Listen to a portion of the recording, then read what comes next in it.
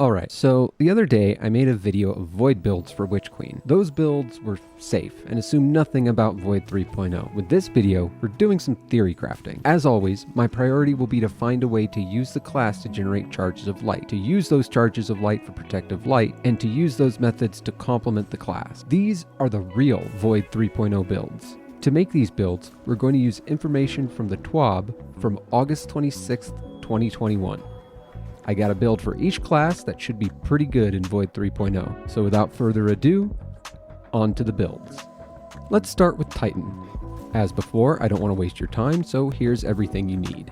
I am using Heart of Inmost Light as my exotic, and the mods are Protective Light, Reaping Wellmaker, 2 Focusing Strikes, Well of Utility, Bountiful Wells, 2 Outreaches, and Elemental Charge.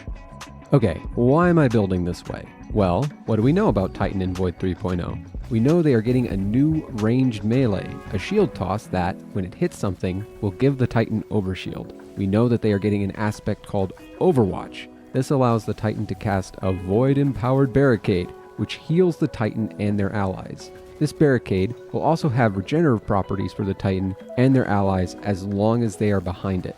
The mods Focusing Strike and Outreach double stacked will give us roughly 30% of the skills that they affect, maybe a little more. It feels the same as Stasis Kickstart mods. All of this synergizes with Heart of Inmost Light. Heart of Inmost Light states, using an ability, grenade, melee, or barricade empowers the other 2 abilities. Empowered means abilities have faster regen. Melees and grenades do more damage, and barricades have more health. This will make the shield that you throw hit harder and regen faster while giving your barricade, which now heals you, more health. The idea is to chain shield throws into barricades and barricades into shield throws. The playstyle will go something like throw up barricade, throw the shield, kill an enemy with a weapon to get elemental wells, go get those wells, throw up a barricade, repeat. Stat-wise, you are shooting for 100 resilience and 100 strength for it to work comfortably. I would be very surprised if this build doesn't work in Void 3.0, because it already kinda works in Void 2.0. The difference is the ranged melee and overshield from that ranged melee. In Void 3.0, this will just be safer.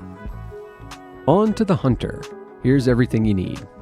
For this build, I am using the exotic The Bombardiers, and I am using the mods Well of Utility, Protective Light with Focusing Strike, Reaping Wellmaker, Bountiful Wells, Utility Kickstart, and Elemental Charge. So why am I building the Hunter this way? Once again, what do we know about the Hunter? Well, we know they're getting a change to one of their supers. That'll synergize pretty well with something like Orpheus Rigs, but that's not that interesting.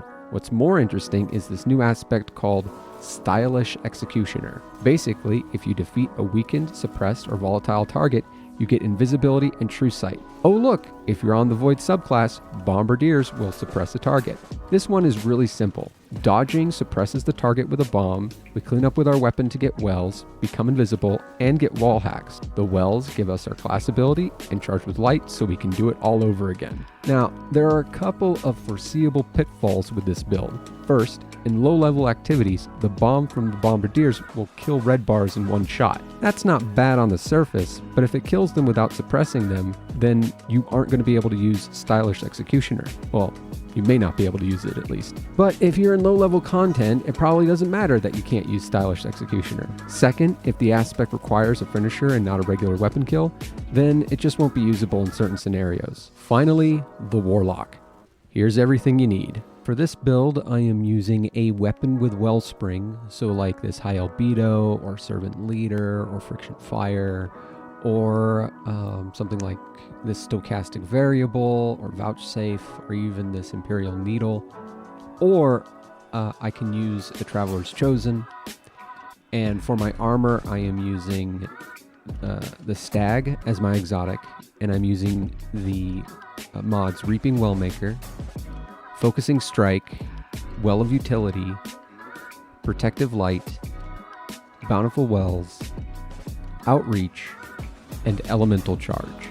And once again, I am asking, what do we know about the Warlock? First, they're getting a new ranged melee called Pocket Singularity. Pocket Singularity will launch a tracking ball of void energy that detonates when it nears an enemy. That detonation pushes targets away from the blast and makes them volatile. Second, they're getting an aspect called Child of the Old Gods. This will make it so that your rift summons a sentient black hole that hovers at your side. Think kind of like the Arc Buddy. At least that's what I'm assuming. This black hole will launch itself at enemies, siphoning their energy and weakening them. If you're on Healing Rift, it will give you grenade and melee energy. If you're on Empowering Rift, it will give you health. The idea here, kind of like with the Titan, is that you're fueling your rifts with ranged melee and then fueling the ranged melee with rift. The stag gives us defense while in a rift, and if our shields break, we get all of our rift back, which lets us make more elemental wells. And you're using those elemental wells to get charged with light so you can have protective light. You can kind of do this already with something like Bottom Tree Solar, but it's a little awkward. You may not even need Wellspring for Void 3.0 because I'm betting that the melee energy you get from Child of the Old Gods will be enough to allow you to chain rifts from one area to another. There's also that volatile part to the melee. Volatile will cause enemies to explode once they die. The playstyle would be something like throw down rift, use your melee, kill an enemy with your weapon, they explode and kill everything around them, you go grab your wells, and repeat.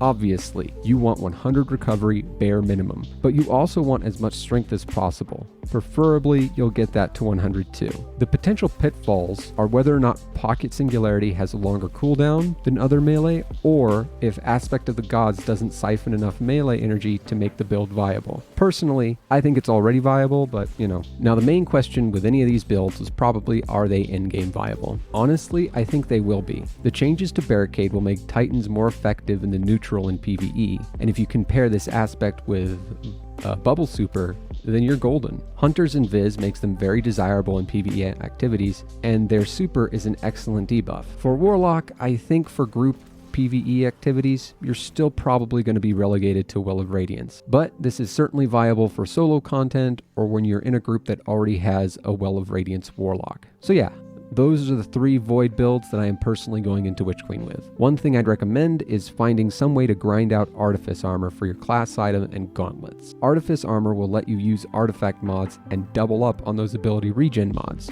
If you don't have Artifice Armor, you can drop a single ability regen mod for, you know, a champ mod or whatever is on the artifact. But doing so will make your stat requirements much more strict. I hope these build ideas helped you, or at the very least gave you ideas for your own build. If you have any ideas or suggestions, leave a comment down below and I'll see you next time. And if you wouldn't mind subscribing, maybe even liking the video, I want to see if Destiny content can be a side thing I can do. Either way, thank you so much for your time, and I will see you when I see you.